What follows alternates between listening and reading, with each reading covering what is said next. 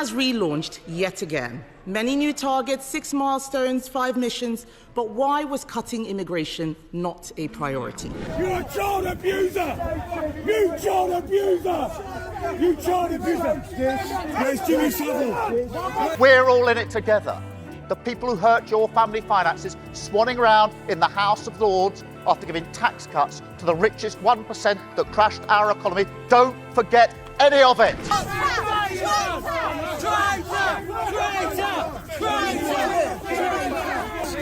Thousands of furious voters surrounded Downing Street this week, not to welcome Keir Starmer, but to demand his immediate resignation. In a scene reminiscent of historical revolts, ordinary citizens held signs declaring, "We've been conned," as chants echoed through Westminster's corridors. What's truly remarkable, many in this crowd weren't political extremists but former Starmer supporters who feel utterly betrayed. They voted for change, but got what one protester called continuity, with a slightly better haircut. The public's patience has evaporated faster than any new PM in recent history, and I'm about to show you exactly why. Before we move on, I'd like to ask you a small favour. If you appreciate this content, please take a second to like this video and subscribe to the channel. Over 98% of you watch the videos without subscribing. It costs you nothing, but it makes a huge difference to us. So, did you click the subscribe button? Great, thank you so much. Now, back to the video. What if the biggest political con job of our generation just happened right under our noses? Well, no, I mean, certainly we wouldn't want to reach across US citizens, and we don't, and that's absolutely right. But in relation to free speech in the UK, I'm very proud of our history there. He appointed a person convicted of fraud to the cabinet. The first thing she did was bung hundreds of millions of pounds in pay rises to her trade union friends. Keir Starmer's rapid fall from grace isn't just politics as usual. It's the unravelling of a carefully orchestrated deception that's shaking the very foundation of British politics. Remember those grand promises that won over millions of voters? Starmer painted himself as a champion of green energy, a defender of workers' rights, and the saviour who would rescue the crumbling NHS. His vision of transformative change resonated with a public desperate for something different after years of Conservative rule. But what we've witnessed since Election Day isn't just disappointing, it's a systematic dismantling of every major pledge that secured his victory. The £28 billion Green Investment Plan wasn't just another policy point, it was Starmer's bold declaration of environmental leadership. She talks about my record. For 5 years, I was the chief prosecutor, prosecuting people who went to prison, many of whom were then deported. Is obvious, but border security is equally obvious in my view, and that's why I've said we are committed to bringing down immigration. A cornerstone of his campaign that convinced climate-conscious voters to back Labour.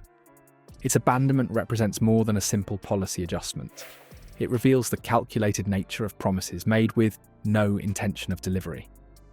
This pattern extends across multiple domains, from his tepid response to striking workers to his sharp pivot toward fiscal conservatism that mirrors the very conservative policies he once criticised.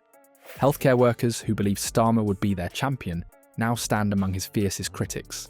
His campaign rhetoric promised to fix the NHS, yet the post-election reality tells a different story. The gap between those soaring campaign promises and the cold reality of governance has left medical professionals feeling doubly betrayed, first by years of underfunding, and now by the man who swore he'd be different. Speaker, you can try and change the topic as much as he likes, but the public are watching. He owes them an explanation. The country needs conviction politicians, not politicians with conviction. To make sure that peace deal is enduring, that it lasts, that it's a deal that goes down as a historic deal, that nobody breaches, and we'll work with you to make sure that that absolutely happens. We gave you the keys, now give us back the car. This statement from one protester captures the raw frustration spreading across Britain. It's not merely disappointment, it's the visceral reaction of voters who feel they've been deliberately misled by a politician who said whatever was necessary to secure power. When confronted with these contradictions, Starmer's team has offered explanations centred on economic constraints and unforeseen circumstances. But these justifications ring hollow to a public that increasingly views them as transparent attempts to rationalise a premeditated bait and switch. Each explanation only fuels greater outrage, widening the credibility gap that now threatens to swallow his premiership whole. What we're witnessing isn't isolated discontent. The thousands who gathered at Downing Street represent just the visible peak of nationwide frustration. From Glasgow to Cardiff, Bristol to Newcastle. The rumblings of protest movements are building momentum, united by a common sense of betrayal. The nationwide protests reached their boiling point when Britons discovered their Prime Minister wasn't even in the country to hear their grievances. While ordinary citizens faced economic hardship at home, Starmer was hobnobbing with the global elite at Davos, simultaneously cutting international aid and triggering the resignation of one of his closest allies. This wasn't just bad timing, it was the perfect storm of political tone deafness. She campaigned to remove the cap on migrant worker visas, and now she pretends she's furious about the open borders policy of the last government. It is organised, violent thuggery, and it has no place on our streets or online. The timing couldn't have been worse. As thousands gathered outside Downing Street, Starmer stood 500 miles away in the rarefied air of the Swiss Alps, surrounded by billionaires and corporate executives. His physical absence during domestic turmoil created a visual metaphor so perfect that his political opponents couldn't have scripted it better themselves. In those critical days, while Britain simmered with discontent, their leader prioritised courting global elites over addressing the concerns of those who had elected him. This international jaunt triggered an immediate backlash when Starmer's government announced cuts to international aid programmes. The very same week, he was seen schmoozing with the world's wealthiest. He wants to talk about the past. The fact is, we've acknowledged where things went wrong. He will never take responsibility. Is that because you fear failure? No, Beth. The way we've constructed it is that there are foundational things that a government must do. The contradiction was too glaring to ignore, forcing Annalise Dodds, his Minister for International Development and trusted ally, to tender her resignation in protest. Her departure wasn't just the loss of a cabinet member, it represented the first major crack in Starmer's inner circle.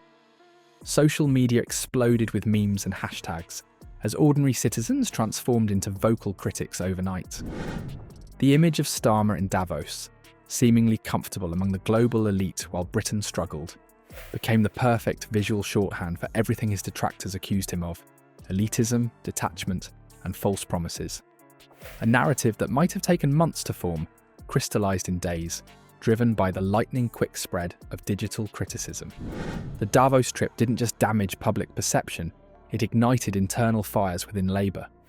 Whispers of backbench rebellions grew louder, as MPs, particularly those from working-class constituencies, found themselves defending the indefensible. The rumblings of potential leadership challenges became less hypothetical, and more a question of when, not if.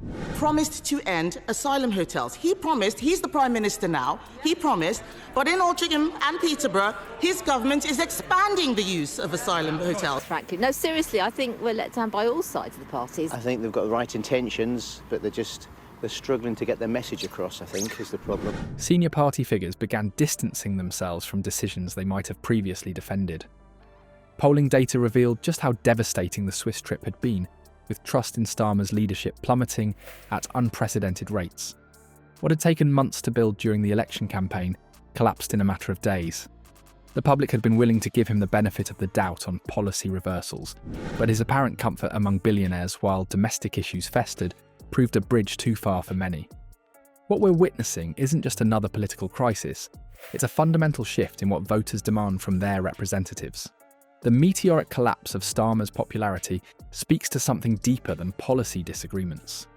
In today's political landscape, authenticity has become the currency that matters most.